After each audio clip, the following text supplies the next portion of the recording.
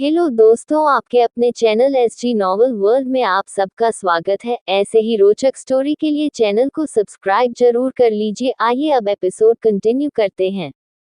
Episode 126 अतीत की दास्तान। नौकरी के चले जाने के डर से फारूक ने रौनक की बात मान ली। ठीक है सर, मैं श्रेया जी का पीछा कर सकता हूँ, लेकिन आखिर आप मुझे ऐसा क्यों करने को कह रहे हैं? क्या पता लगाना होगा मुझे सर।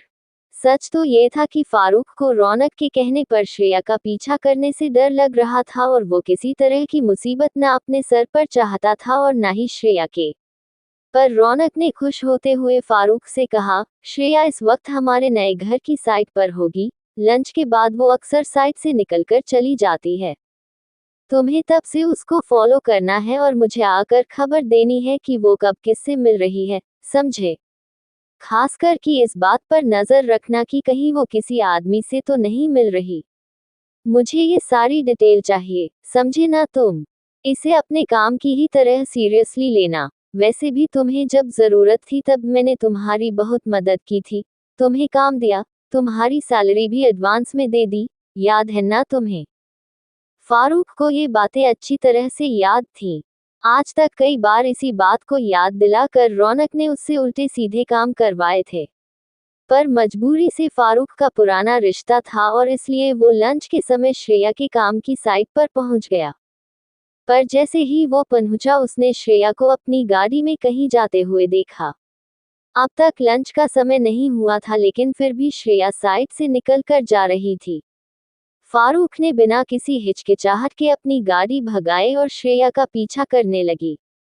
हैरानी की बात यह थी कि उसने श्रेया की गाड़ी को इस शहर के छोटे से गवर्नमेंट स्कूल के अंदर जाते हुए देखा। फारूक उस स्कूल के बाहर ही रुक गया और श्रेया की गाड़ी पर दूर से नजर रखने लगा। श्रेया मल्होत्रा प्रिंसिपल के ऑफिस के बाहर खड़ी हुई थी। उसकी नजरें बार बार अपने हाथ में पहनी हुई घड़ी पर जा रही थी और ऐसा लग रहा था जैसे उसे किसी काम के लिए बहुत लेट हो रहा है। पर प्रिंसिपल का ऑफिस खाली होने के बावजूद भी वो अंदर नहीं घुस रही थी। तभी कॉरिडोर के एक कोने से निहाल अंदर आया और उसका हाथ पकड़ा हुआ था नन्हे से वंश ने। वंश ने एक प्यारा सी ट्राउजर और शर्ट पहनी हुई थी और इतनी कम उम्र में ये शर्ट और पैंट पहनकर वो और भी क्यूट लग रहा था। वंश ने श्रेया को देखते ही उसकी तरफ दौड़ लगा दी। बड़े प्यार से अपने बेटे को गोद में उठाकर श्रेया ने उसके गाल पर किस करते हुए कहा, मेरा बेटा सबसे क्यूट है। क्या आप तैयार हो वंश? आज हम आपके प्रिंसिपल से मिलने वाले हैं। वंश ने शर्माते हुए अपना सर हिलाया। पर अब निहाल ने श्रेया को टोक दिया, ये कैसा स्कूल है श्रेया?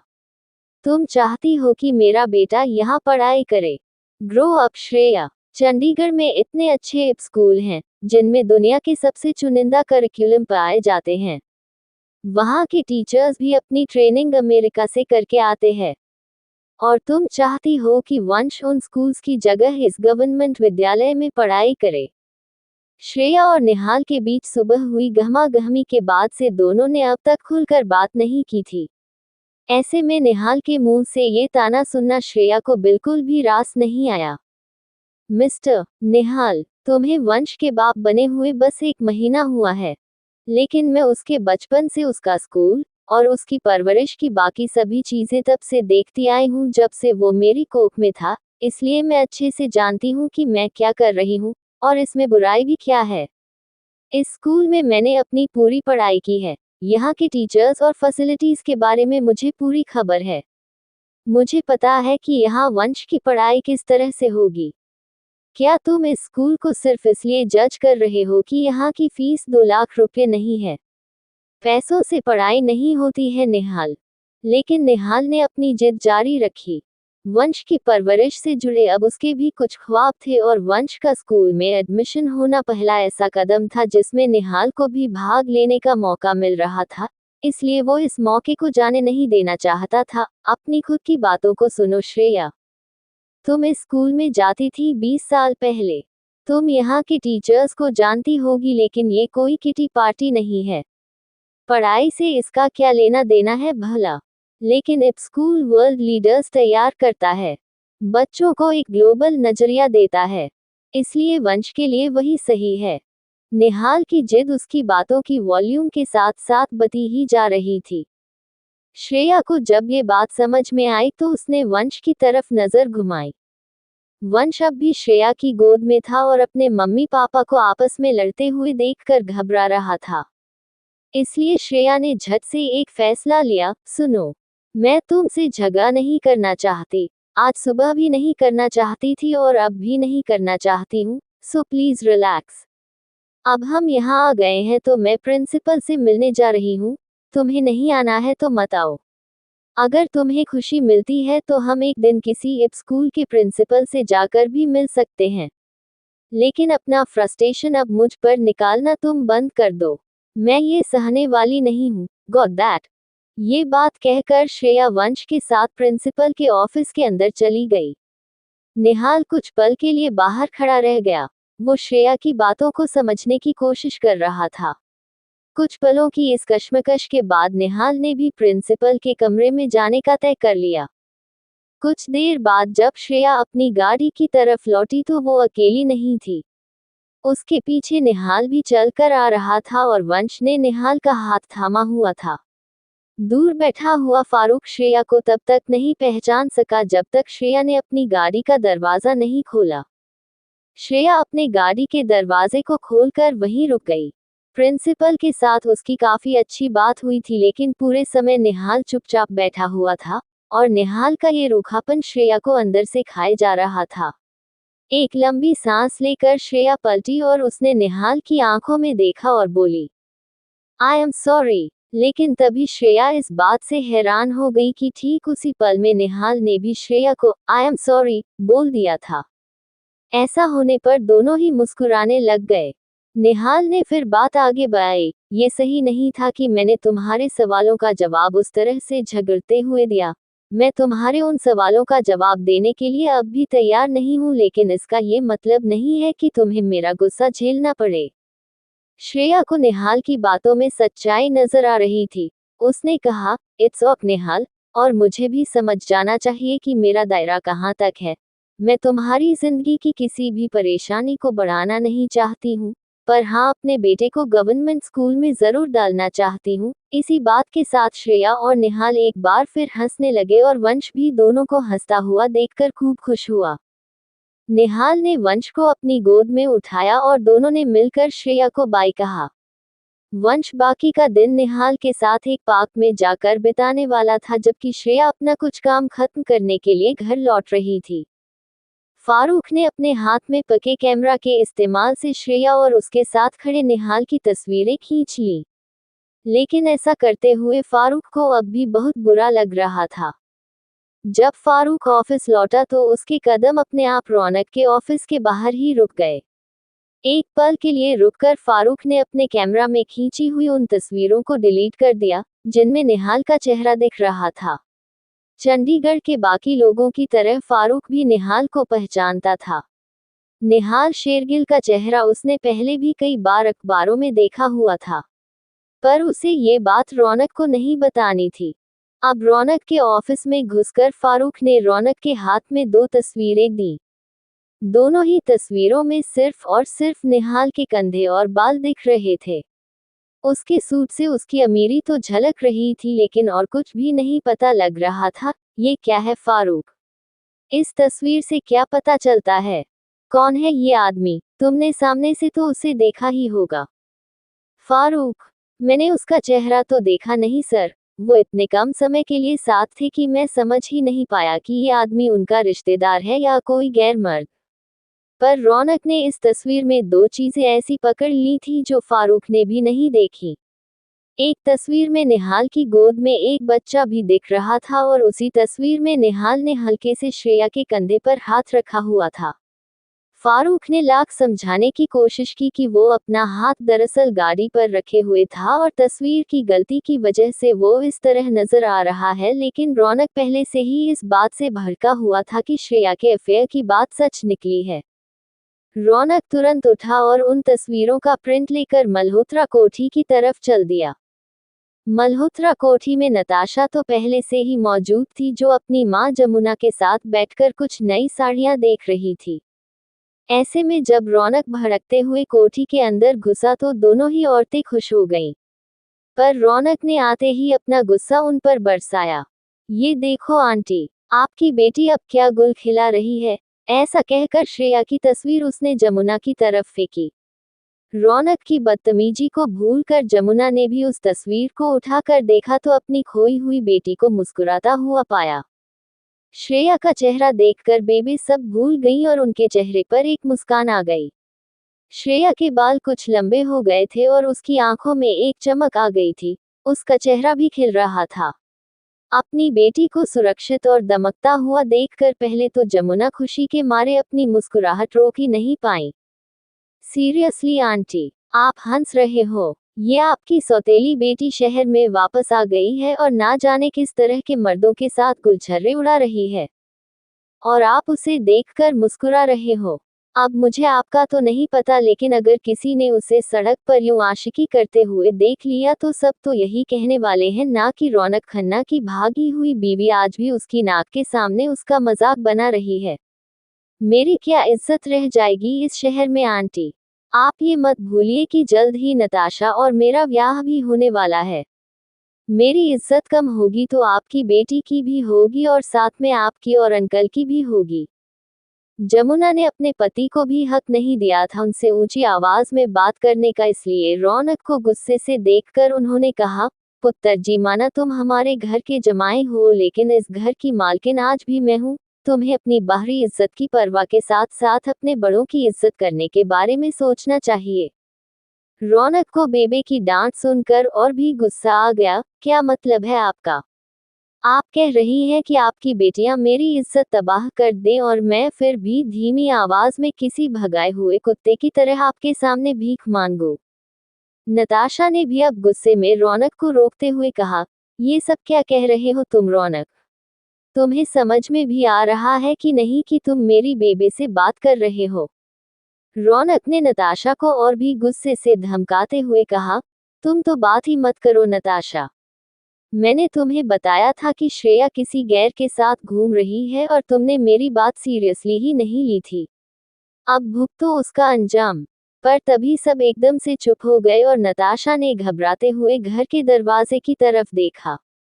उस दरवाजे पर जगदीप मल्होत्रा खड़े हुए थे। उनका सीधा शरीर अब कुछ झुका हुआ लग रहा था और उनकी आंखों में नमी थी। श्रेया चंडीगढ़ विच हैगी? ये सवाल सुनकर जहां नताशा ने गुस्से से रौनक को देखा, वहीं जमुना अपनी नजरें चुराने लगी। उन्हें अपने पति की नजरों में अपनी बेटी के लिए नफरत देखना बिल्कुल भी रास नहीं आता था। पर रौनक, जिसकी आंखों में अब भी गुस्सा था, उसने अपनी आवाज नीचे करते हुए कह दिया, हाँ अंकल जी, मुझे भी नहीं पता था, पर मेरे कुछ रिश्तेदारों ने मुझे ये तस्वीर भेजी। ऐसा लग रहा है कि श्रेया यहाँ लौट चुकी है और किसी नए मर्द के साथ रह रही है। वो मर्द शादीशुदा भी हो सकता है क्योंकि उसका एक बच्चा भी है। ये तस्वीर आप खुद ही देखिए। इतना कहकर जगदीप के हाथ में रौनक ने वो तस्वीर थमा दी। पर जगदीप ने उस तस्वीर को देखने से इनकार कर दिया। श्रेया अपने घर में कुछ ऑफिस का जरूरी काम निपटा रही थी, तभी उसका फोन अचानक बज उठा। उसके फोन में एक अननोन नंबर दिख रहा था तो श्रेया ने झट से फोन उठाते हुए कहा, यस श्रेया मल्होत्रा स्पीकिंग। एक पल की खामोशी के बाद सामने से वही जानी पहचानी आवाज आई जिसे श्रेया ने कई सालों से नहीं सुना था, पर जिसे सुनने के लिए वो बेताब बैठी हुई थी। मैं बोल रहा हूँ। श्रेया अच्छी तरह से जानती थी कि कौन बोल रहा है। बाऊजी, कहते हुए वो बिल्कुल चुप हो गई। एपिसोड 127 पेट में बांधी गांठ। बाऊजी, ये शब्द पिछले 4 सालों में श्रेया ने सिर्फ अपने सपनों में ही कहा था। अपने बाऊजी की याद आते हुए भी 5 साल से ना तो उसने अपने पिता का चेहरा देखा था और ना ही उनकी आवाज सुनी थी। लेकिन आज उनकी आवाज सुनते ही श्रेया के हाथ कांपने लगे थे। उसका गला सूख गया था और उसके मुंह से बाऊजी शब्द भी बड़ी ही मुश्किल से निकल पाया था।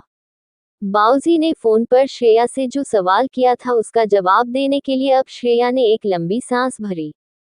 हाँ या ना में जवाब दे पू। श्रेया, क्या तू चंडीगढ़ में रह रही है? हाँ बाऊजी। आपने मुझे कॉल किया। अपनी थरथराती आवाज में श्रेया ने अपना मासूम सा सवाल पूछा। ओ तेरी याद में कॉल नहीं किद्दा, थवाडे नाल गल करनी सी, जमुना कहंदी तू आज कोठी आ जा। श्रेया को इसी पल वो दिन याद आ गए जिस दिन उसके बाऊजी ने उससे कहा था कि वो कभी लौटकर घर नहीं आएगी, और आज वो खुद उसे फोन करके बुला रहे हैं। श्रेया से बिना मुस्कुराए रहा नहीं गया। एक लंबी सी आह भर के उसने बिल्कुल भी बिना इंतजार किए कह दिया, अभी औंधी मैं बाऊजी, अभी के अभी। और इससे पहले कि प्यार की दो और बातें श्रेया कर पाती, उसके बाऊजी फोन काट चुके थे। श्रेया के कानों में लेकिन अब भी उनकी कही बात गूंज रही थी। फोन पर उसके बाऊजी के पीछे उसकी बेबी जमुना की आवाज भी हौले हौले सुनाई दे रही थी। अब याद करने पर श्रेया को लगा जैसे वो अपनी बेबी की मुस्कान भी सुन पा रही थी। कब उसकी आंखों से आंसू बहने लगे थे श्रेया खुद भी नहीं जानती। लेकिन श्रेया ने ना आव देखा ना ताव, बस घर की चाबी उठाए और आउट हाउस से बाहर निकल पड़ी। उसने एक सादा सूट पहना था और अपने बिखरे हुए बालों को वो किसी तरह से समेटने लगी। चाबी से ताला बंद करते वक्त भी कई ख्याल श्रेया के दिमाग में गोते मार रहे थे। श्रेया वैसे तो काफी एक्साइटेड थी लेकिन कुछ ही देर में उसकी एक्साइटमेंट ने बेचैनी का रूप ले लिया। श्रेया को बिल्कुल भी नहीं पता था कि आखिर इतने सालों बाद उसके बाऊजी ने अचानक से उसे फोन कैसे कर दिया। मरते दम तक उसे ना देखने की जो कसम खाई थी उन्होंने, क्या वो यूं ही उस कसम को तोड़ना चाह रहे थे? या श्रेया को इस मुलाकात के लिए इतना खुश नहीं होना चाहिए, शायद कोई नई गड़बड़ हो गई हो। उसके ख्यालों की नाव जैसे किसी चंचल नदी में डगमगाती हुई बस बहती जा रही थी। हर ख्याल ही बेचैन करने वाला था और श्रेया ने खुद को बस एक ही जगह पर जमा हुआ पाया। उसकी हिम्मत नहीं हो पा रही थी कि वो एक भी कदम आगे ले, और न ही वो पीछे हटने के काबिल थी। ऐसे में जब एक नन्हे हाथ ने श्रेया के हाथ को खींचा तब जाकर श्रेया को होश आया। शाम हो चली थी और निहाल वंश को उसकी ड्राइंग क्लास से वापस लेकर घर लौट आया था। एक पल के लिए श्रेया ने वंश को देखकर ऐसे पलकें झपकाई जैसे वो जानती ही ना हो कि वंश कौन है। वंश भी खोई हुई श्रेया की आंखों में देखकर घबरा गया और उसने तुरंत ही अपनी माँ से चिपकते हुए कहा, मम्मा क्या हुआ? मम्मा मैं वंश हूँ, मम्मा। मम्मा। निहाल को भी दिखाई दिया कि श्रेया फ्रीज होकर एक ही जगह पर हक्की बक्की यूं खड़ी थी जैसे कि वो बहुत असहाय हो। निहाल ने वंश को अपनी गोद में लेते हुए और उसे आश्वासन देते हुए कहा, बेटा मम्मा ठीक है, उन्हें 1 मिनट दो, देखना वो अभी आपको अपनी गोद में ले लेंगी। पर वंश को अपनी माँ के गोद में अभी ही जाना था। उसने निहाल से लड़ते हुए एक बार फिर श्रेया की तरफ जाने की कोशिश की। वंश की आंखों से अब आंसू भी निकलने लगे थे और कुछ चंद मिनटों के बाद आखिर श्रेया को उसके बच्चे के रोते हुए चेहरे ने जैसे हिम्मत उधार दे दी। श्रेया ने होश में आते ही वंश को अपनी गोद में लेते हुए उसके चेहरे पर लिपस्टिक के कई निशान छोड़ दिए। निहाल को भी अब श्रेया की चिंता हो गई थी। एक बार जब वंश का रोना खत्म हुआ तो श्रेया ने उसे पुचकारते हुए कहा, मेरा अच्छा बेटा, मेरा ब्रेव बेटा। बेटा मम्मा को ना अभी किसी जरूरी काम से कहीं जाना पड़ेगा, ठीक है? इसलिए आपका डिनर आज आपको डैड करवाएंगे। नहीं नहीं, मैं मम्मा के साथ खाना खाऊंगा। वंश ने श्रेया की बात पूरी भी नहीं होने दी, बल्कि उसे काटते हुए एक बार फिर उसके गले से चिपक गया। श्रेया ने बेसहारा महसूस करते हुए निहाल को देखा तो निहाल ने भी वंश को समझाने की कोशिश की लेकिन सब कोशिशें नाकामयाब हो गईं और आखिर में निहाल ने श्रेया से पूछा, आखिर क्या बात है श्रेया? तुम्हें इतनी जल्दी में कहाँ जाना है? और अब तो बहुत लेट भी हो गया है। पर श्रेया वंश के सामने निहाल से भी कुछ नहीं कह पाई, बस उसके चेहरे पर वही मजबूरी बरकरार रही जो अब कुछ देर पहले से उसके चेहरे पर ही जम चुकी थी। कुछ तो बताओ श्रेया, वरना वंश नहीं समझ पाएगा। जब श्रेया की नजरें झुकी ही रह गईं तो निहाल ने आखिर में एक आइडिया दिया, अच्छा क्यों ना हम एक काम करें, तुम्हें जहां भी जाना है वहां तुम्हें मैं और वंश ड्रॉप कर देते हैं। हम गाड़ी में ही तुम्हारा इंतजार करेंगे और जब तुम अपना काम खत्म कर रही होगी तब हम आइसक्रीम भी खाएंगे, है ना बेटा? आइसक्रीम का नाम सुनकर वंश थोड़ा खुश हुआ और अपने डैड की ये तरकीब उसे पसंद आई। ठीक है मम्मा, मैं और डैड आपके साथ ही जाएंगे और आपको डिस्टर्ब नहीं करेंगे। श्रेया अच्छे से जानती थी कि उसके लिए और कोई भी तरीका इस वक्त कामयाब नहीं हो पाएगा, इसलिए मजबूरी में उसने हाँ कह दी और निहाल और वंश के साथ कार में बैठकर वो मल्होत्रा कोठी के बाहर पहुंच गई। अब तक तो श्रेया के पेट में एक गांठ बंध गई थी। उसे कुछ ही पलों में अपनी बेबे और बाऊजी का सामना करना होगा, ये सोचकर ही उसकी बेचैनी और भी बढ़ गई थी। जितनी उसे इस बात की खुशी थी, उतना ही डर भी था। पर वंश को गोद में पके हुए श्रेया की कंपकंपी रुकी हुई थी। जब निहाल ने गाड़ी मल्होत्रा कोठी के सामने रोकी तब उसे भी समझ में आ गया था कि श्रेया के डर का राज क्या है। वो अपने परिवार से मिलने जाने वाली थी और निहाल समझ सकता था कि इस वक्त कॉन्फिडेंट और ताकतवर श्रेया इतनी बिखरी हुई सी क्यों है। निहाल ने श्रेया के कंधे पर अब एकदम से हाथ रख दिया। तुम जानती हो ना कि तुम एक सुपर वुमन हो। मैं ये जानता हूँ क्योंकि मेरी मॉम भी एक सुपर वुमन है। किसी लड़की के लिए एक बच्चे को अकेले बड़ा करना क्या होता है, ये कोई नहीं समझ सकता। तुम्हारे माँ बाप भी शायद ये ना समझ सके, लेकिन तुम्हें खुद ये बात कभी नहीं भूलनी चाहिए। आज तक नोक झोंक का रिश्ता रहा है श्रेया और निहाल का, पर इस वक्त श्रेया से उसने जो बात कही थी वो बात श्रेया शायद काफी समय तक नहीं भूल पाएगी। श्रेया ने अपना सर हिलाया और फिर वंश की तरफ मुस्कुराते हुए देखा। बेटा जिद नहीं करते, मम्मा चाहती है कि आप डैड के साथ घर चले जाओ। मम्मा भी जल्दी आपके पास आ जाएगी। पर वंश ने अपनी मम्मा के गालों पर हाथ रख कर पूछा, मम्मा क्या आपको कोई परेशान कर रहा है? श्रेया ने अपनी परेशानी छुपाते हुए कह दिया, बिल्कुल नहीं बेटा, मैं तो आपकी चिंता कर रही हूँ। पर इस वक्त निहाल ने वंश को श्रेया की गोद से उठाकर अपने पास लाते हुए कहा, तुम जाओ श्रेया, अपना काम खत्म करके आओ। तुम्हारा बेटा और मैं, हम दोनों यहीं इसी जगह पर तुम्हारा इंतजार करेंगे। श्रेया समझ गई कि इस बार निहाल भी अपने बेटे के साथ जिद कर रहा था। दोनों ही श्रेया को यहाँ अकेले छोड़कर नहीं जाना चाह रहे थे। ना जाने क्यों श्रेया के दिल में जैसे ही ये बात उतरी वैसे ही उसकी आंखों से एक बार फिर आंसू आने लगे थे, लेकिन इससे पहले कि निहाल या वंश उसके आंसू देख पाते, श्रेया गाड़ी से बाहर निकल गई। श्रेया ने पहले ही ये तय कर लिया था कि वो वंश की असलियत सबसे छुपा के रखेगी। पर जितना आसान नताशा और रौनक से ये सच छुपाना था, उतना आसान नहीं था अपने पुराने घर में ये जानते हुए कदम रखना कि उसे अपनी असलियत छुपानी होगी।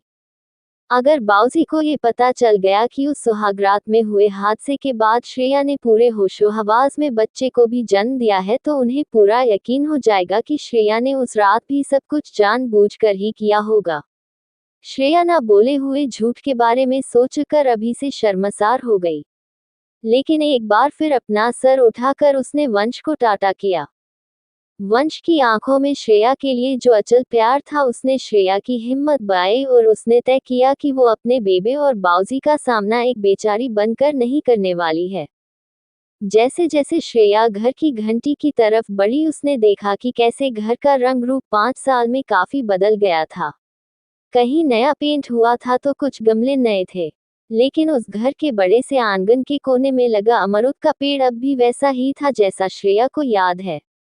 बचपन में इस पेड़ पर चढ़ने से श्रेया काफी डरा करती थी, लेकिन उसके बाऊजी ने अपने कंधे पर बिठाकर उसे इस पेड़ पर चढ़ना सिखाया था।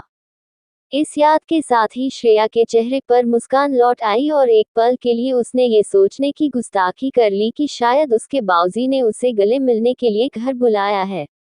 शायद उन्हें भी अमरूद का वो पेड़ देखकर अक्सर श्रेया की याद आती होगी और उन्हें भी उससे मिलने का मन करता होगा। घंटी के पास पहुंचकर श्रेया काफी नर्वस हो गई।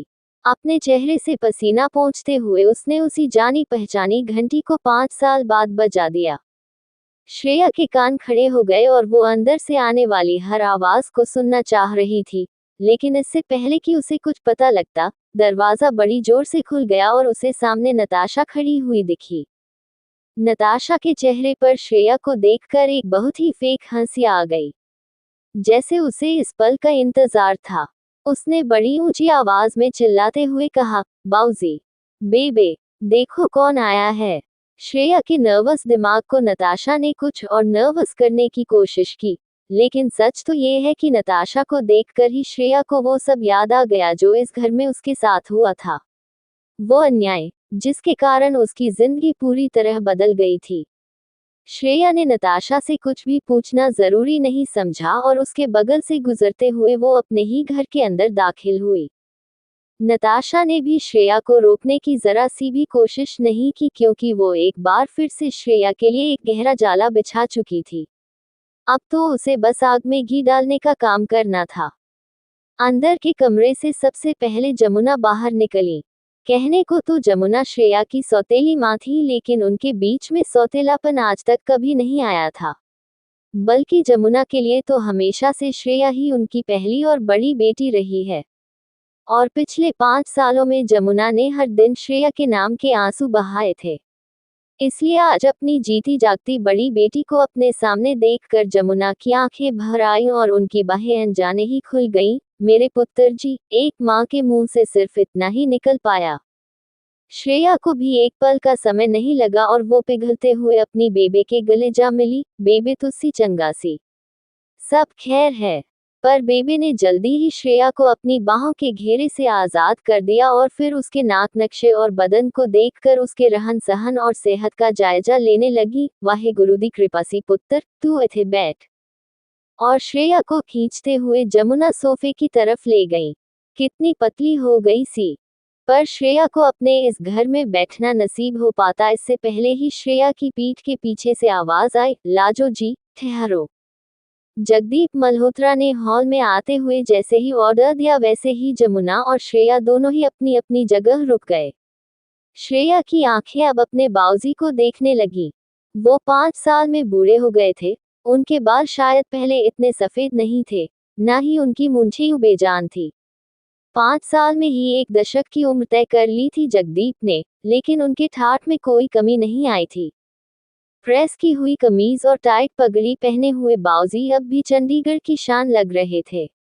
श्रेया के चेहरे पर अपने बाऊजी को देखते ही एक बड़ी मुस्कान आ गई। पर बाऊजी के चेहरे पर मुस्कान नहीं थी, बल्कि उनका चेहरा कसा हुआ था, ठीक उसी तरह जैसा 5 साल पहले था। आखिर क्यों हुई थी श्रेया की घर वापसी?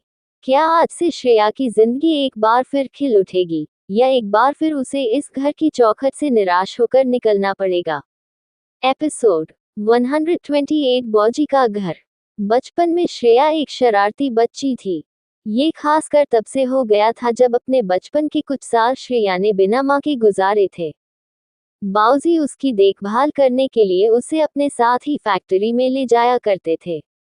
पर फैक्ट्री में श्रेया का बहुत सारा समय अनजान बच्चों के साथ निकलता। ऐसे में उनसे कई ऊंची नीची हरकतें उसने बचपने में सीख ली थीं। उसके बाऊजी ने भी शायद कभी दूसरी शादी करने के बारे में नहीं सोचा था, लेकिन जब उन्होंने श्रेया के बिगड़ते हुए बचपन पर ध्यान दिया तब उन्हें श्रेया की जिंदगी में एक माँ की जरूरत महसूस हुई। फिर भी दूसरी शादी करने से पहले उन्होंने श्रेया को बिठाकर उसे समझाया था, पुत्र जी, मेरी एक गल सुन ले, ये जमाना जो है ना, ये बड़ा शातिर है पुत्र। जब कोई गलत राह में जाता रहंदा है ना तो ये जमाना ओनू और धक्का मारदा दलदल की तरफ, लेकिन अच्छे काम करने में मेहनत लगती है पुत्र, और अच्छा काम करने वाला अक्सर अकेला खड़ा रहंदा। इसलिए जब भी तुझे लगे कि तू बहुत मेहनत कर रही है कुछ पाने के लिए, या अकेली खड़ी है ना, तब समझ जाना कि तू सही राह पर है, और आगे बढ़ते रहना। किसी दी गल मत सुनना पुत्र जी। आज अपने पिता की चौखट पर श्रेया को एकदम से अपने बाऊजी को पुरानी बात याद आ गई। जगदीप मल्होत्रा श्रेया के सामने ही खड़े थे, पर फिर भी श्रेया को उनसे मीलों की दूरी महसूस हो रही थी। जाहिर सी बात है कि ये दूरी उसकी तरह जगदीप को भी महसूस हो रही होगी। पर फिर भी यही खड़े खड़े जगदीप की पुरानी बातों ने श्रेया को जोश से भर दिया। श्रेया अकेली जरूर खड़ी है, लेकिन वो बिल्कुल सही है और सही काम भी कर रही है, इस पर उसे पूरा यकीन था। इसलिए पूरे हक से श्रेया अपने बाऊजी की तरफ कदम बढ़ाने लगी। पर जगदीप ने श्रेया को दूर से ही हाथ दिखाकर रोक दिया। फिर जगदीप जाकर अपनी बड़ी गद्दी पर बैठ गए। अक्सर जब मेहमान घर में आया करते थे तो श्रेया के बाऊजी इसी गद्दी पर बैठकर सबसे मिलते थे, लेकिन अकेले घर वालों के बीच अक्सर श्रेया उनसे लड़कर इस गद्दी पर अपना हक जमा लिया करती थी। आज जगदीप के गद्दी पर बैठने का मतलब था कि जगदीप से उस गद्दी के लिए लड़ने वाला कोई भी इंसान अब इस घर में नहीं रहता। श्रेया को बाऊजी द्वारा रोके जाने का अफसोस जरूर हुआ, लेकिन वो अपने इरादे से पीछे नहीं हटी। क्या हुआ बाऊजी? आपने ही तो मुझे फोन करके यहाँ बुलाया था ना, पूरे 5 साल बाद, तो अब मुझसे खफा क्यों हो रहे हो आप? देखिए तो सही, जैसे आपके बाल पक के सफेद हो गए हैं वैसे ही मुझ में भी कोई बदलाव आया है क्या? बेबे तो कह रही है कि मैं पतली हो गई हूँ, पर वेट मेरा वैसा का वैसा ही है जैसा 5 साल पहले हुआ करता था। फर्क बस इतना है कि बेबे ने इन 5 सालों में मुझे देखा ही नहीं। क्यों बेबे, मेरी याद नहीं आई क्या आपको? और बाऊजी आपको? बेबी श्रेया की बात सुनकर जहां अपने पल्लू में अपना चेहरा छुपा रही थी और अपने आंसुओं को पोंछ रही थी, वहीं बाऊजी ने श्रेया से नजरें मिलाना ही छोड़ दिया। ये सब देखकर नताशा से रहा नहीं गया। वाह श्रेया, तुमने इन 5 सालों में अपनी एक्टिंग स्किल में और भी सुधार कर लिया है। क्या डायलॉग्स मार रही हो तुम? क्या तुमने मुझे मिस नहीं किया? ये सीन तो डिट्टो कभी खुशी कभी गम से इंस्पायर्ड है ना? लेकिन तुम्हारी इन चिकनी चुपड़ी बातों से भले ही बेबे का दिल पिघल जाए, लेकिन बाऊजी ऐसा कुछ नहीं करेंगे, क्योंकि उन्होंने यहाँ तुम्हें घर वापसी के लिए नहीं बुलाया है बल्कि। ओए चुप कर नताशा, हद पार कर देनी वरना मेनू। तेरे बाऊजी की जुबान अब भी चलती है और मेरी तरफ से तेनू बात करना नहीं है। मैं अपनी बात खुद करांगा। नताशा को बाऊजी से डांट खाने की आदत तो थी, लेकिन यूं श्रेया के सामने बेइज्जत हुए उसे कुछ समय हो गया था, इसलिए वो तिलमिलाते हुए पीछे जाकर खड़ी हो गई। लेकिन ये पक्की बात थी कि इस शाम वो चुप नहीं रहेगी, वो अपना मौका ढूंढती रहेगी। बाऊजी ने अब श्रेया की तरफ बिना देखे ही कहा, तुझे जिंदा देखकर खुशी हुई श्रेया, तू चंगी भी लग्या सी। घर से बाहर जाना तेनू सूट किया है, पर मैं तेनू यहाँ डांटने, मारने या कोई हिदायत देने के लिए नहीं बुलाया है। बेबे ने पानी लाने के बहाने से इस वक्त अंदर किचन में जाने का तय किया। श्रेया ये देखकर तुरंत समझ गई कि आगे होने वाली बात आसान नहीं होने वाली है और उसके पेट में एक बार फिर मरोड़ बंध गई। पुत्र, तू जो पहले किद्दा उसको हम अब जाने देते हैं। 5 साल में दुनिया आगे बढ़ गई, हम भी कोशिश ही कर रहे हैं। लेकिन तेरी बेबे का दिल बड़ा कमजोर है, वो तेरे लिए रोती रहती है। उसकी तबीयत भी खराब होती है। लेकिन तूने मुझे लाचार बना दिया है। मेरा सर किसी के सामने नहीं झुकता, बस हर बार तेरे नाम पर आकर शर्म से झुक जाता है। श्रेया को कुछ समझ में ही नहीं आया कि आखिर उसे क्यों धिक्कारा जा रहा है। पर बाऊजी 5 साल बीत गए हैं, मैंने इस बीच अपनी इज्जत फिर से कमाई है। आप मुझे एक मौका तो दीजिए ये साबित करने का। पर जगदीप ने श्रेया को टोक दिया, सोचा था पुत्र तुझे मौका देंगे, सोचा था किसी दिन तुझे फिर से मौका देंगे, लेकिन एक बार फिर तेरी हरकतें हमें चैन की जिंदगी जीने नहीं दे रही हैं। श्रेया ने अब पलटकर नताशा को देखा जो एक कोने में खड़ी हंस रही थी।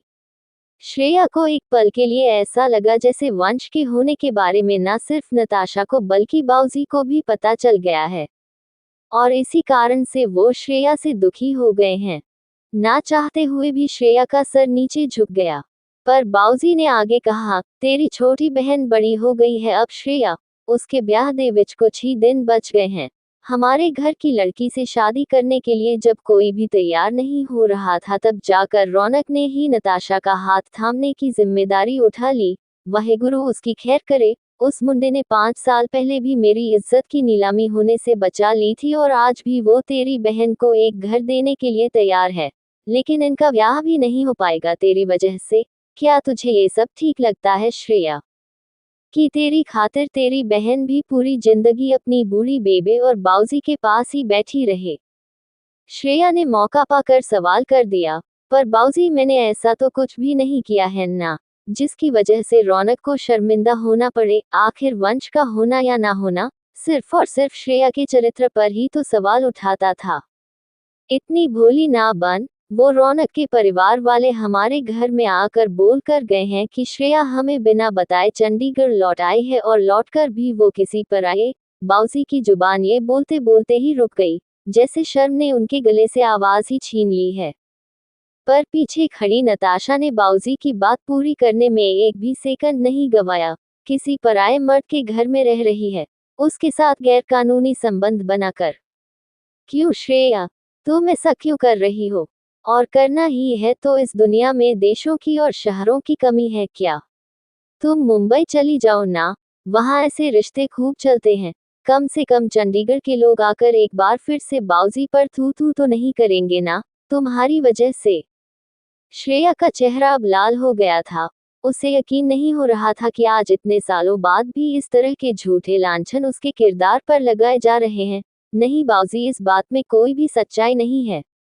रौनक झूठ कह रहा है आप सबसे। नताशा ने एक बार फिर चौड़ में आकर पूछा, क्यों? भला रौनक क्यों झूठ बोलेगा? उसे तो मुझसे शादी करनी है, मेरे साथ घर बसाना है, फिर उसे क्यों इस बारे में झूठ बोलने की जरूरत है? और एक तुम ही हो ना, जिसके बारे में पूरी दुनिया झूठ कहती है। बस सच कहती है तो एक श्रेया मल्होत्रा। इससे पहले कि नताशा अपनी पूरी बात खत्म कर पाती, उसके गोरे गालों पर एक तमाचा पड़ गया था। ये तमाचा खुद श्रेया ने मारा था। कई सालों से नताशा की बकवास सुनकर वो थक चुकी थी और अपनी इस छोटी बहन को होश में लाने के लिए अब उसे तमाचे का ही इस्तेमाल करना पड़ा। बहुत बात कर चुकी हो तुम, और बहुत कांड भी कर चुकी हो तुम। अगर होश में नहीं आ रही हो अब भी, तो बेवकूफ हो तुम नताशा, जो रौनक का सच नहीं देख पा रही हो। तुम्हें लगता है कि तुम उसका इस्तेमाल कर रही हो, पर सच तो ये है कि वो तुम्हारा इस्तेमाल कर रहा है और तुम उसके प्यार में बेवकूफ बन रही हो, जैसे एक समय पर मैं बन बैठी थी। बस, ये आवाज किचन की तरफ से आई थी जहां बेबे अपनी जगह पर जमी हुई खड़ी थी। इतने सालों के बाद श्रेया को यूं देख पाना और उसके बाद अपनी दोनों बेटियों को यूं लड़ते हुए देखना बेबे के लिए कुछ ज्यादा ही तकलीफदायक था। बस बहुत हो गया तुम दोनों का लड़ना। एक समय था जब मैं खुद पर फक्र किया करती थी कि भले ही मैं इस घर में दूसरी पत्नी बनकर आई हूँ, लेकिन ये घर पूरी तरह से मेरा है और मेरी दो बेटियों का। लेकिन तुम दोनों ने मुझे ये बता दिया कि मैं किस तरह से एक अच्छी माँ बनने में नाकामयाब हो गई हूँ। इतना कहकर जमुना जी थक कर वहीं बगल की कुर्सी पर बैठने लगी। ऐसा लग रहा था कि उनकी तबीयत खराब हो रही है। श्रेया भाग के अपनी बेबे को संभालने जा रही थी, पर जगदीप मल्होत्रा ने उसे रोक दिया और नताशा से कहा कि वो अपनी मां को कमरे में अंदर ले जाए। जमुना श्रेया के ऊपर एक आखिरी नजर डालते हुए अंदर अपने कमरे में चली गई। उनकी तबीयत वैसे भी अब काफी कमजोर रहने लगी थी। वही श्रेया के बाऊजी ने उसे रोक कर रखा था। देखा, क्या हालत हुई तेरी बेबे की, और इसका कारण सिर्फ और सिर्फ तू है। तू अब भी कहेगी कि मैंने तुझे इस घर से निकाल कर गलती की थी। श्रेया को समझ में आ गया था कि आज यहाँ आते वक्त कहीं ना कहीं उसके दिल के अंदर इंसाफ मिलने की उम्मीद का एक दिया जल रहा था। लेकिन आज इस घर में उसे इंसाफ नहीं मिलने वाला था, बल्कि इस घर में इंसाफ मिलने की उम्मीद लेकर आने का उसका फैसला गलत था। श्रेया ने इसलिए अपने आंसू पोंछे और अपनी पीठ सीधी की। बाऊजी, बात तो इतनी सी है कि आपको अपनी बेटी पर ना कल भरोसा था और ना आज है। कोई बाहर वाला आकर मेरे किरदार पर उंगली उठाकर चला जाता है और इस बार भी अपना पल्लू साफ करने की जिम्मेदारी आप मुझे ही दे रहे हैं। नहीं लेकर घूमती मैं अपने करैक्टर का सर्टिफिकेट, लेकिन अपने बाऊजी की बताई हुई बातों को मैं अपने दिल में समेट कर चलती हूँ। और सिर्फ मैं ही जानती हूँ कि जब तक मैं जिंदा रहूंगी, भले ही अकेली खड़ी रहूं, लेकिन सच की राह पर खड़ी रहूंगी। क्योंकि मेरे बाऊजी ने मुझे यही सलाह दी थी कि अकेला होना गलत होने से बेहतर है। बाऊजी ने अपनी ही बातों पर अफसोस जताते हुए कहा, ओ गलती मेरी ही है श्रेया। बचपन से तुझे बढ़ते हुए देखा, तुझे माँ की कमी में पलते हुए भी देखा, फिर भी तेरी परवरिश में कमी ना रह जाए इसके वास्ते जो जो करना था वो सब किया। और उसके बाद ये उम्मीद कर ली कि तू एकदम परफेक्ट बच्चा निकलेगी, पढ़ाई में पहले नंबर पर, खेल कूद में पहले नंबर पर। तो सोचा जिंदगी विच भी तू टॉप करेगी, पर अपने बच्चों से ऐसी उम्मीदें करना शायद एक बाप की ही गलती है। एक उम्र के बाद अपने बच्चों को उनके हाल पर छोड़ देना ही सही है। लेकिन फिर भी श्रेया, तू अब भी अपने नाम के पीछे मेरे दादा परदादा का नाम जोड़ती है। उस नाम का ख्याल तो तुझे रखना ही होगा। शायद आज तू मेरी बात नहीं समझ रही है, लेकिन एक दिन जब तेरे खुद के बच्चे होंगे, तब तू मेरा दर्द समझ पाएगी। श्रेया इस आखिरी बात को सुनकर सुन्न पड़ गई। पिछले 5 सालों में आखिर ये एक ही बात तो बदल चुकी थी। अब श्रेया का खुद का एक बच्चा था और शायद श्रेया अपने बाऊजी की बात को थोड़ा बहुत समझ भी सकती थी। इसलिए उनके सामने हाथ जोड़कर उसने कहा, आप लोगों को मेरी वजह से जो बेइज्जती सहनी पड़ी है बाऊजी, उसके लिए मैं कल भी शर्मिंदा थी और आज भी शर्मिंदा हूँ। लेकिन ना मैं कल गलत थी और ना मैं आज गलत हूँ, इसलिए चाहे आप मुझे कितना भी डांट लो या मार भी क्यों ना लो, मैं इस दुनिया से छुपकर अब नहीं रहूंगी, न ही आप लोगों से दूर जाऊंगी। एक बेटी के नाते मेरे जो जो फर्ज हैं मैं वो सारे फर्ज निभाऊंगी। कल तक आपने मुझे खुद से मिलने से मना कर दिया था तो मैंने आपकी वो बात मान ली थी। आज आप मुझे यहाँ बुलाने लगे तो मैं दौड़ती हुई यहाँ भी आ गई। आगे से भी बाऊजी आप जब जब मुझे बुलाओगे मैं जरूर आ जाया करूंगी। आपकी बेटी ने पिछले 5 सालों में इस दुनिया से बिना डरे जीना सीख लिया है। एक बार फिर अपना सर झुकाकर श्रेया घर से बाहर निकलने लगी।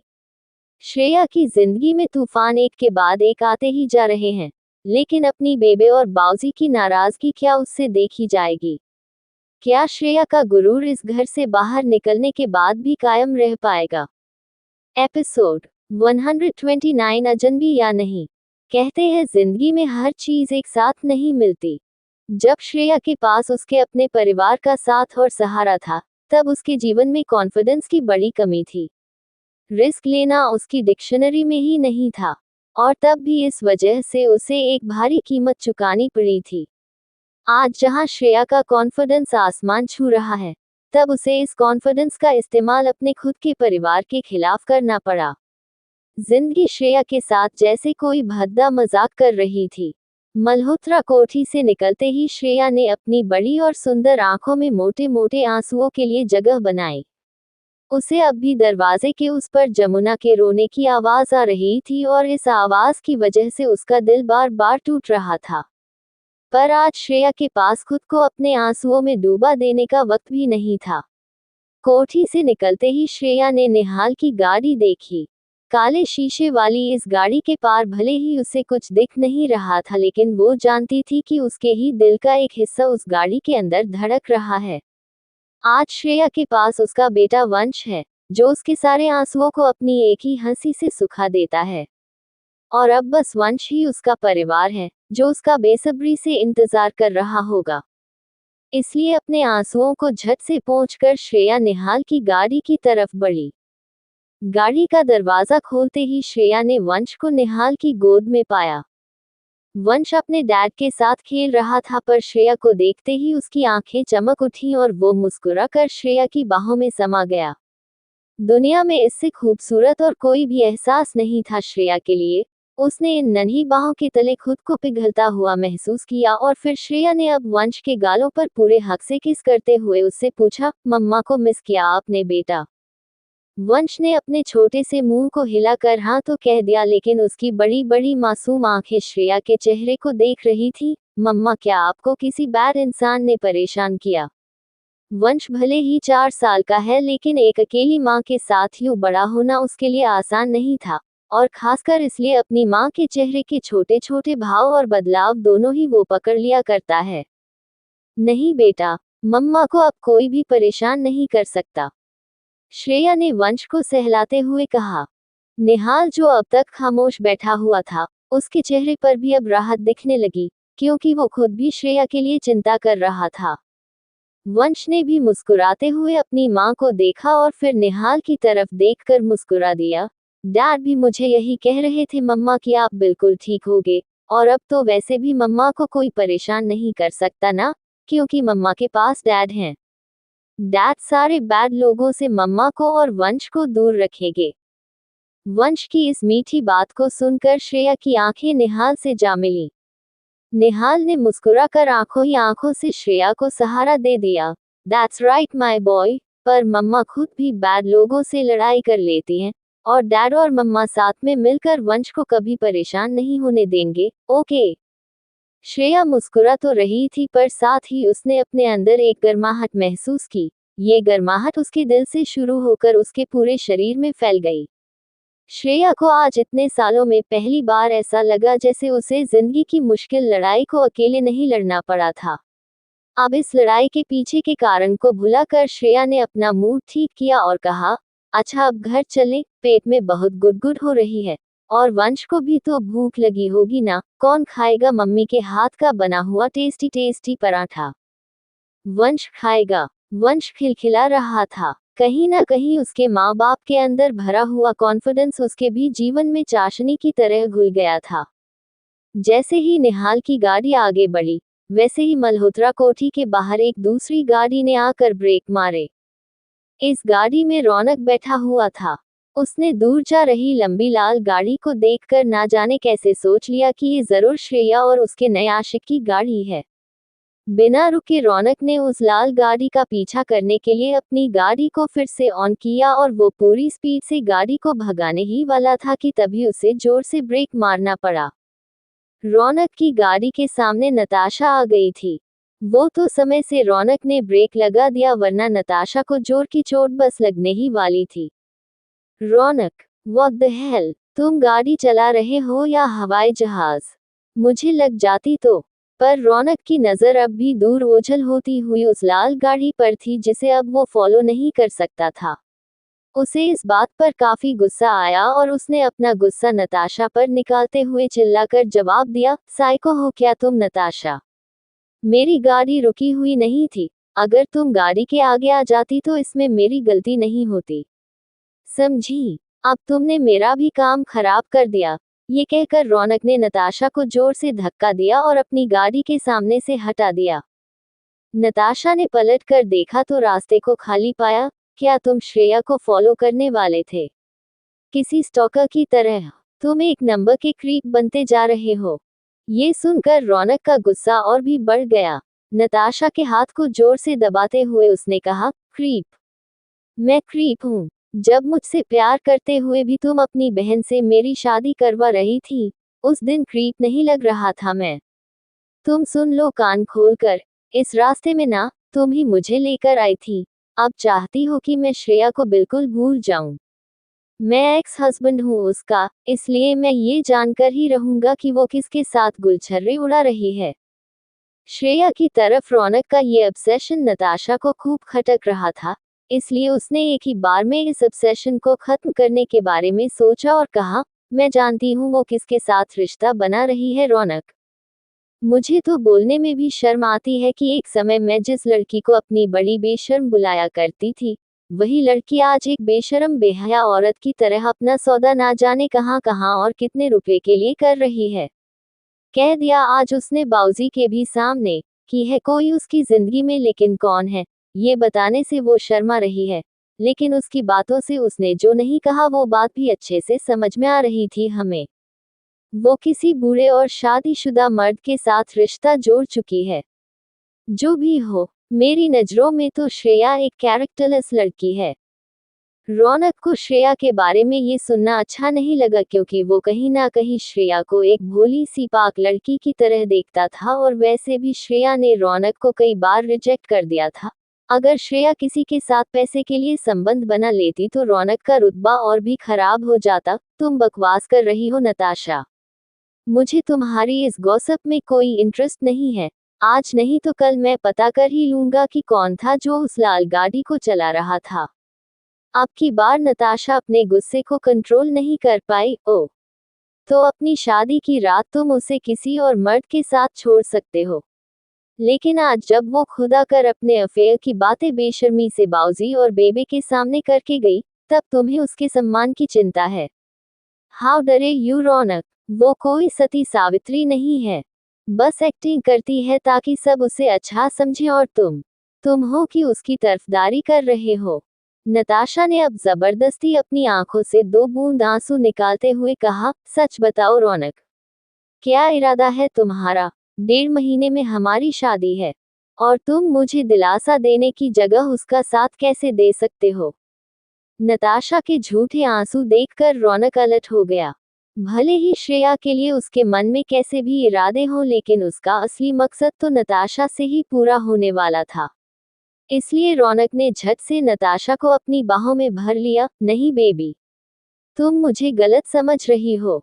मैं तो बस हमारे फ्यूचर के लिए ही श्रेया पर नजर रख रहा हूँ। आज बाऊजी के सामने मुझे भी उससे कुछ अहम सवाल करने थे, इसलिए तो मैं यहाँ दौड़ा दौड़ा आया ना। रौनक का सहारा मिलते ही नताशा ने अपने नकली आंसू पोंछ लिए और कहा, ठीक है, चलो फिर मेरा मूड ठीक करने के लिए मुझे एक लॉन्ग ड्राइव पर ले चलो। रात को अकेले सुखना ले गए हुए हमें कितना टाइम हो गया। पर रौनक अपना टाइम इस तरह वेस्ट नहीं करना चाहता था, इसलिए उसने बहाना बनाने में बिल्कुल देर नहीं की। नहीं बेबी, ये तो नहीं हो सकता। वो वीरे दा बर्थडे है आज, फीनिक्स क्लब में पार्टी है, वो भी ओनली बॉयज की, वहां मेरी बैचलर ट्रिप की भी प्लानिंग होनी है, तो मुझे वहां जाना है। अब मेरे बिना तो उनकी ना पार्टी हो सकती है और ना ही प्लानिंग, समझती हो ना तुम। ओके चलो, तुम घर जाओ और बेबे का हाथ बटाओ, वरना तुम मुझे बेबे जितने टेस्टी पराठे कैसे बनाकर खिला पाओगी। ये कहकर रौनक अपनी गाड़ी में जल्दी से बैठता है और भाग जाता है। नताशा अपने गुस्से को कंट्रोल नहीं कर पाती है और वहीं रास्ते में मौजूद एक कचरे के डिब्बे पर जोर से लात मारकर अपना गुस्सा जाहिर करती है। कचरे के डिब्बे के गिरने से मल्होत्रा कोठी के बाहर बहुत सारा कचरा फैल जाता है, पर ऐसा करने के बाद भी नताशा के दिल को राहत नहीं मिलती। ना जाने कैसे हर बार श्रेया उसकी जिंदगी के हर अच्छे पहलू को खराब करने में कामयाब हो जाती थी। गुस्से से पागल नताशा को आखिर अफसोस होता है कि उसने श्रेया को चंडीगढ़ बुलाया ही क्यों। चंडीगढ़ शहर में देर शाम का समय हो गया और हमेशा की तरह शहर की सड़कों पर धीमे धीमे सन्नाटा छाने लगा। जब तक निहाल ने गाड़ी शेरगिल मैंशन के बाहर रोकी तब तक वंश गाड़ी में अपनी मां की गोद में ही सो गया था। गाड़ी के रुकते ही श्रेया थोड़ी हड़बड़ी में बाहर निकली और आउटहाउस की तरफ चली गई। ये अजीब था क्योंकि उसके कदम जैसे भाग से रहे थे। निहाल वैसे तो उसे गुड नाइट कहकर अपने रास्ते जाने वाला था, पर उससे रहा नहीं गया और वो श्रेया के पीछे आउटहाउस चला आया।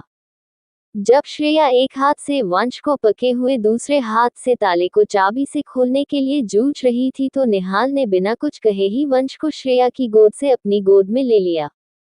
श्रेया ने अब आसानी से ताला खोला और वो अंदर आ गई और अंदर आते ही उसने अपना बैग कोने की टेबल पर पटका और किचन की तरफ भागी। शायद श्रेया को कुछ ज्यादा ही भूख लगी थी, या अब भी शाम को हुई बातें उसके जहन में उबाल ला रही थी। निहाल ने बेडरूम में जाकर वंश को बिस्तर पर सुला दिया और उसे चादर उड़ाकर वो किचन में आ गया। निहाल ने दूर से देखा कि इस नई किचन में खाना बनाने के लिए श्रेया जूझ रही थी। श्रेया ने सभी ड्रॉअर खोलकर पहले चमचा ढूंढा, फिर चाकू, फिर कढ़ाई। अब भी उसे इस नई किचन की बिल्कुल भी आदत नहीं हुई थी।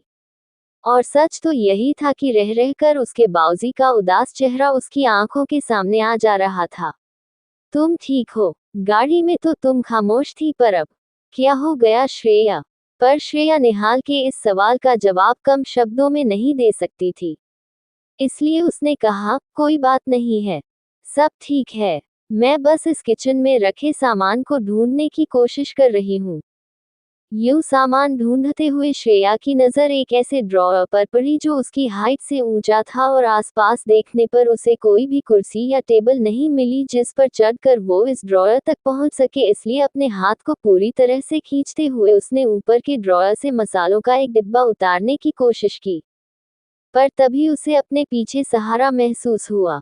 निहाल का हाथ उसके हाथ से लगते हुए मसालेदानी तक पहुंचा और उसने आसानी से उस डिब्बे को उतारकर किचन के स्लैब पर रख दिया।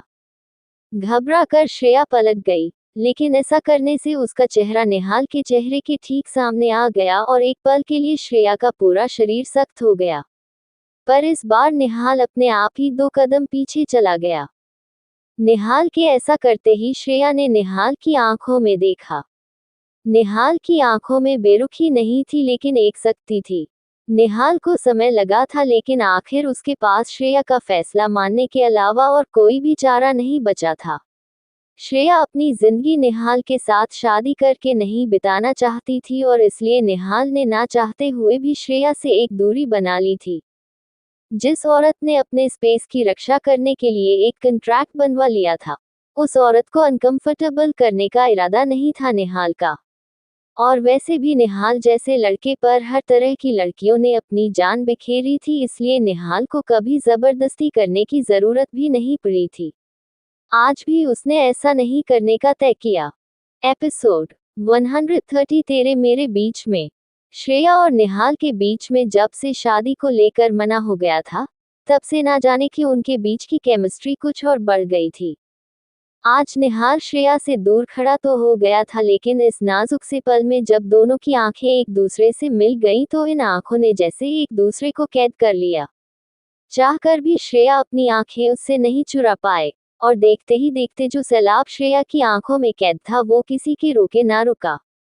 श्रेया के आंसू फिर से बहने लगे थे और निहाल समझता था कि ये उसके लिए नहीं है, बल्कि आज शाम अपने घर में लौटकर श्रेया को जिस तरह की जिल्लत का सामना करना पड़ा था, ये आंसू उसी के लिए थे। श्रेया अब बेखौफ रोने लगी।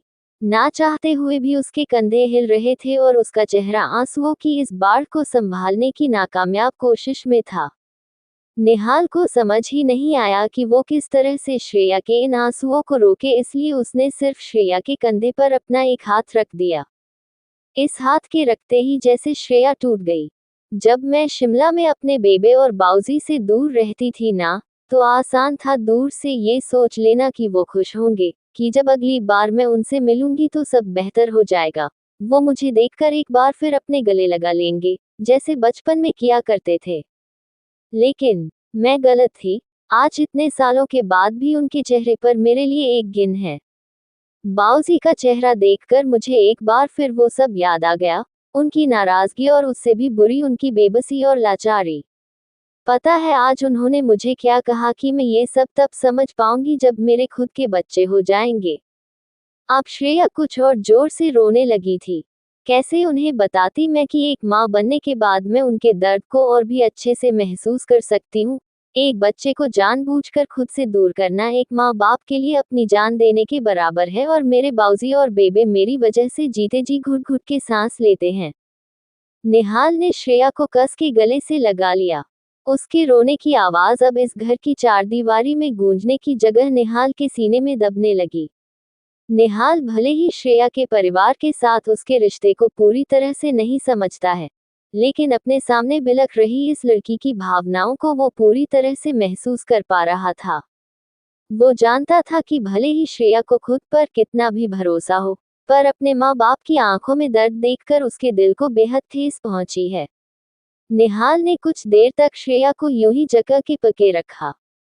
भले ही उसके पास इस वक्त श्रेया को कहने के लिए सही शब्द ना हो, लेकिन फिर भी अपने कंधे का सहारा वो अपनी बाहों में सिमटी सहमी सी लड़की को देना चाहता था। कुछ देर बाद जब श्रेया ने किसी तरह से अपने होश संभाले और उसके अंदर का सैलाब आंसुओं के साथ बहकर बाहर निकल गया, तो श्रेया को अंदर से बहुत ही हल्का महसूस हुआ। उसका सर अब भी निहाल के कंधे पर था। अब जाकर श्रेया को एहसास हुआ कि उसे इस हक की और इस कंधे की इस वक्त कितनी जरूरत थी।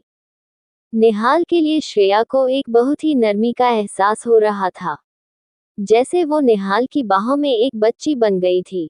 उसके दिल की बेचैनी कुछ कम हो रही थी, लेकिन तभी उसके दिमाग ने अचानक उसे याद दिला दिया कि जिसकी बाहों में वो खुद को महफूज महसूस कर रही है, ये वही इंसान है जिसकी वजह से उसकी बेबे और बाऊजी श्रेया से इतने खफा हैं। श्रेया ने खुद को एक ही झटके में खींचकर निहाल से अलग कर लिया। निहाल को भी श्रेया के अंदर एकदम से आए इस बदलाव का एहसास हुआ और उसने श्रेया को अपनी बाहों की जगह से निकल जाने दिया। निहाल को ना जाने क्यों एक बार फिर श्रेया की उसी नामंजूरी का एहसास हुआ। श्रेया अक्सर उसे ये एहसास दिला देती है जैसे उसे निहाल से चिढ़ हो, लेकिन निहाल चाह कर भी इस वक्त कुछ कह नहीं पाया, क्योंकि तभी एक नन्ही सी आवाज ने अंदर के कमरे से आवाज लगाई, मम्मा, मम्मा भूख लगी है। और वंश खुद चलकर किचन तक आ गया और उसने कहा, मम्मा, डैड, क्या आप दोनों मिलकर आज मेरे लिए खाना बना रहे हो? वंश ने आज तक अपने मम्मी और पापा को साथ में खाना बनाते हुए नहीं देखा था, ना ही उन दोनों के हाथों का बना खाना खाया था, इसलिए उसकी आंखों में चमक आ गई थी। निहाल ने भी अपने बच्चे की आंखों की वो खुशी देखकर कहा, आपको पापा के हाथों का बना खाना खाना है? चलो फिर हम साथ में मिलकर ही खाना बनाते हैं। पर वंश के पापा को तो खाना बनाना ही नहीं आता। निहाल ने वंश को देखकर मजाक में एक दुखी सा चेहरा बना लिया। श्रेया ने भी खुद को अब संभाल लिया था, तो वो निहाल से बोली, बनाना नहीं आता खाना? तो सीख लो। ठीक वैसे जैसे मैं जल्द ही वंश को भी खाना बनाना सिखाने वाली हूँ। वंश हंसकर दौड़ते हुए निहाल के पास आया और उसने निहाल की गोद में छलांग लगा दी। निहाल ने भी अपने बेटे को उठाकर अपने कंधे पर बिठा लिया और फिर दोनों हाथ श्रेया की तरफ करते हुए कहा, तो बताओ कैसे बनाते हैं खाना। श्रेया ने निहाल के हाथ में छुरी और आलू पकड़ा दिया और फिर एक छोटा सा नरम गाजर का टुकड़ा वंश के हाथ में देकर उसे फिलहाल के लिए गाजर खाने के लिए कहा। और फिर श्रेया पराठा बनाने के लिए आटा गूंथने लगी। वंश को अपने माँ बाप को साथ देखकर ऐसा लग रहा था जैसे उसका दिल खुशी से भर गया है। वो अपने छोटे से गाजर को कच कच करके काटते हुए उन दोनों के काम को देखने लगा। पर वंश को ये नहीं दिख रहा था कि अब भी श्रेया और निहाल के बीच की साझेदारी किसी मोहब्बत की वजह से नहीं थी, बल्कि अपने बेटे के सामने दोनों एक दूसरे के साथ शराफत से पेश आ रहे थे। बस श्रेया और निहाल अब एक दूसरे को थोड़ा सा भी छूने से कतरा रहे थे और दूर से ही एक दूसरे की मदद करते हुए खाने की तैयारी कर रहे थे। पर जब सुसु आने की वजह से वंश अंदर टॉयलेट गया तो श्रेया ने अपने आटे से सने हाथ को निहाल की तरफ करते हुए कहा, हमें बात करने की जरूरत है। निहाल ने भी बेधड़क होकर पूछा, तो बात करो, किसने रोका है तुम्हें। श्रेया ने सीधी बात कह दी, देखो मैं कुछ देर पहले रो पड़ी और तुमने मुझे संभाला, थैंक यू फॉर दैट। पर मैं दोहराना चाहती हूँ कि तुम और मैं सिर्फ वंश के मॉम डैड हैं, पर हमारे बीच का रिश्ता क्या है ये हम अच्छी तरह जानते हैं। निहाल श्रेया के द्वारा बार बार रिजेक्ट किए जाने पर काफी फ्रस्ट्रेट हो चुका था। रिश्ता बताओ ना श्रेया, आखिर क्या रिश्ता है हमारे बीच। जब श्रेया गुस्से से उसे देखने लगती है तो निहाल जबरदस्ती हंसते हुए खुद ही कहता है, सच तो ये है कि तुम्हारे और मेरे बीच जो रिश्ता है उसका हमारी असली जिंदगी से कोई ताल्लुक ही नहीं है ना। पर श्रेया निहाल की बातों का मतलब ना समझ पाने की वजह से कहती है, असली जिंदगी से ताल्लुक सिर्फ उतना ही है कि हमारा एक बेटा है जिससे हम दोनों प्यार करते हैं, जिसकी भलाई के बारे में हम दोनों सोचते हैं। इसके अलावा हम दोनों को ही एक दूसरे की लाइफ में इंटरफेयर करने की जरूरत नहीं है। आज मैंने तुम्हें अपने साथ मेरे घर तक आने के लिए मना किया पर तुमने फिर भी जिद की और इस जिद में वंश को भी घेर लिया और फिर अभी किचन में दोबारा हमारे बीच नजदीकी बनाने की तुमने कोशिश की। मैं बेवकूफ नहीं हूँ निहाल। निहाल ने श्रेया की बात सुनकर हंसते हुए अपना सर घुमाया। उसे यकीन नहीं हो रहा था कि सामने खड़ी लड़की कभी कभी तो इतनी मच्योर बातें करती है और कभी कभी यूं बचकानी सोच कैसे रख लेती है। नजदीकी, तुम्हें मुझसे नजदीकी नहीं बानी है तो किससे नजदीकी बानी है श्रेया, तुम्हारे उस एक्स हस्बैंड से जो एक नंबर का लीचड़ है। निहाल की बता सुनकर श्रेया के गुस्से का पारा बढ़ रहा था। उसने अपने हाथ को झटक कर साफ करते हुए कहा, मेरे एक्स हस्बैंड और मेरे बीच कैसा रिश्ता है उसकी चिंता तुम्हें नहीं करनी चाहिए। यही तो मैं तुम्हें समझाने की कोशिश कर रही हूँ।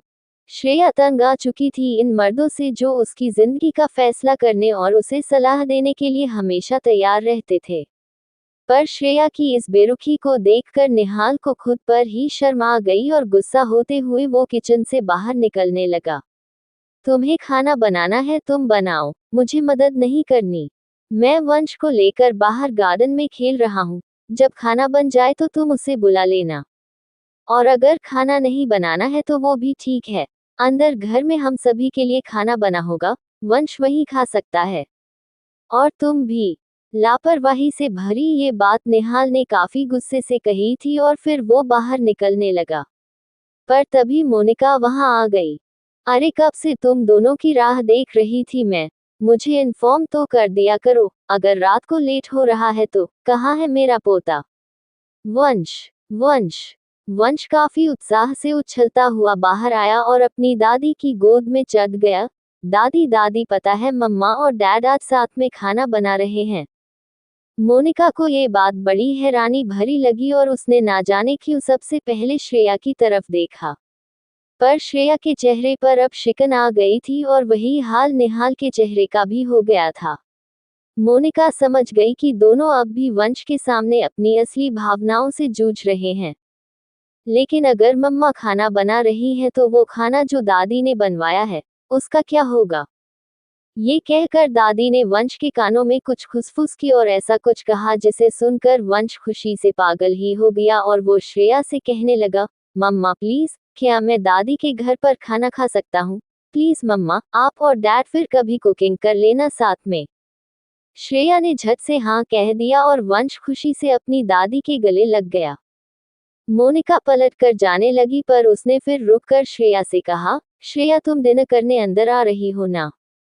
पर श्रेया एक भी पल और निहाल के आसपास नहीं रहना चाहती थी और इसलिए उसने कहा कि वो वैसे भी अपने लिए खाना तैयार कर ही चुकी है, इसलिए वो यही खुद का बनाया हुआ खाना खा लेगी। निहाल ने ये बात सुनकर तंज करते हुए ऑब्वियसली कहा और फिर बेधड़क आउट हाउस से बाहर चला गया। और एक बार फिर श्रेया अकेली हो गई। उसने एक लंबी सांस भरी और फिर कुछ और लंबी सांसें ली। जब उसे थोड़ा बेहतर महसूस हुआ तो वो एक बार फिर अपने लिए पराठे बनाने में लग गई। कुछ ही देर में आउट हाउस का दरवाजा एक बार फिर खुला। ये निहाल होगा जो वंश को डिनर करवा के सुलाने के लिए लाया होगा।